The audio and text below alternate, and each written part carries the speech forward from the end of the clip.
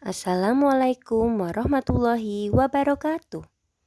Selamat pagi anak-anak. Bagaimana kabarnya hari ini? Semoga kita semua selalu dalam keadaan sehat. Amin. Hari ini kita akan belajar menentukan ide pokok dan pelaksanaan hak serta kewajiban.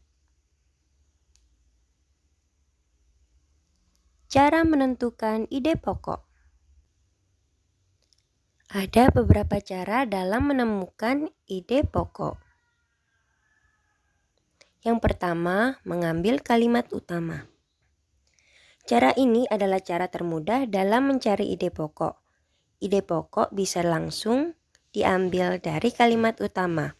Namun ada juga beberapa kalimat utama yang tidak bisa dijadikan sebagai ide pokok. Jadi kalimat utama bisa menjadi suatu ide pokok, tetapi ide pokok belum tentu kalimat utama. Inilah paragraf yang ide pokoknya bisa diambil dari kalimat utama. Yang kedua, dengan cara mengurangi kata-kata dalam kalimat utama. Dengan cara ini, kita tinggal mencari kalimat utama, kemudian mengurangi kata-kata yang tidak perlu, sehingga menjadi lebih ringkas.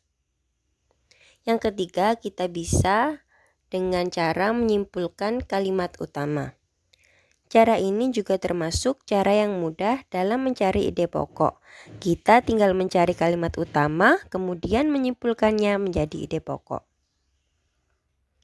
Yang keempat, menyimpulkan isi paragraf.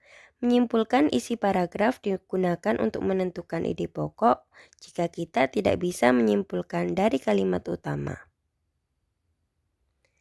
Nah, di sini terdapat sebuah teks. Mari kita baca bersama-sama. Sumber daya alam adalah segala sesuatu yang berasal dari alam yang dapat digunakan untuk memenuhi kebutuhan hidup manusia.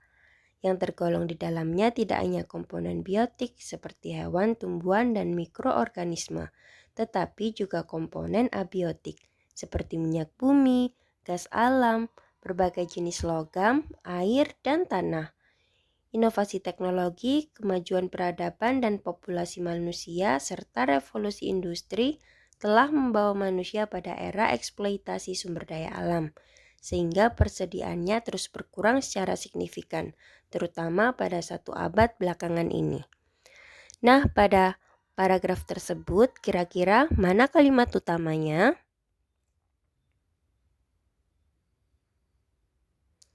Nah, yang ditandai dengan kotak merah tersebut merupakan kalimat utamanya.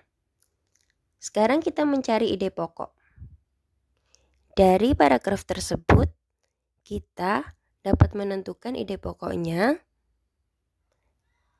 Dari keempat cara tersebut, mana kira-kira cara yang tepat untuk menentukan ide pokok? Ya, kita bisa mengambil cara yang pertama, yaitu dengan mengambil kalimat utamanya.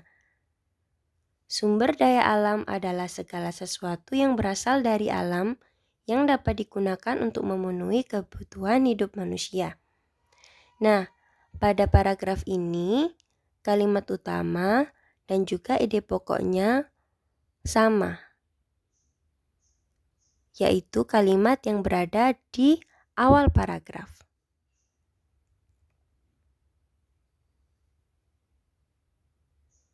Selanjutnya, kita akan belajar tentang pelaksanaan hak dan kewajiban. Pelaksanaan hak dan kewajiban harus dilaksanakan secara seimbang. Pelaksanaan hak dan kewajiban harus dilaksanakan baik di rumah, di sekolah, maupun di masyarakat. Hak dan kewajiban masyarakat diatur dalam Undang-Undang Dasar 1945 dalam pasal 26 sampai dengan pasal 30.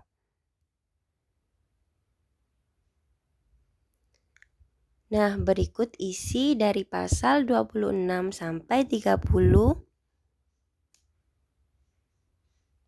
Pasal 26 ayat 1, yang menjadi warga negara adalah orang-orang bangsa Indonesia asli dan orang-orang bangsa lain yang disahkan dengan undang-undang sebagai warga negara. Kemudian pasal 2 berisi syarat-syarat mengenai kewarganegaraan ditetapkan dengan undang-undang. Pasal 27 ayat 1, segala warga negara bersamaan dengan kedudukannya di dalam hukum dan pemerintahan wajib menjunjung hukum dan pemerintahan itu. Pada ayat 2, tiap-tiap warga negara berhak atas pekerjaan dan penghidupan yang layak bagi kemanusiaan. Isi dari pasal 28 yaitu kemerdekaan berserikat dan berkumpul, mengeluarkan pikiran dengan lisan, dan sebagainya ditetapkan dengan undang-undang. Pasal 30 ayat 1, hak dan kewajiban warga negara untuk ikut serta dalam pembelaan negara. Dan pada ayat 2 menyatakan pengaturan lebih lanjut diatur dengan undang-undang. Pelaksanaan hak dan kewajiban berikut merupakan hal-hal yang perlu diperhatikan dalam kehidupan sehari-hari dalam pemenuhan hak dan kewajiban agar seimbang. Yang pertama, setiap orang harus menyadari kedudukannya dalam masyarakat. Kemudian dia harus menyadari akan hak dan kewajibannya atas kedudukan tersebut. Kemudian mendahulukan pemenuhan kewajiban daripada menuntut hak-haknya. Jika kita melaksanakan kewajiban dengan baik, maka apa yang menjadi hak kita juga akan terpenuhi pula. Setelah hak dan kewajiban terpenuhi dengan baik, maka hidup akan berjalan dengan baik tanpa adanya kesenjangan sosial. Nah, kita sudah sampai pada akhir pembelajaran pada hari ini. Sampai jumpa di pembelajaran selanjutnya. Wassalamualaikum warahmatullahi wabarakatuh.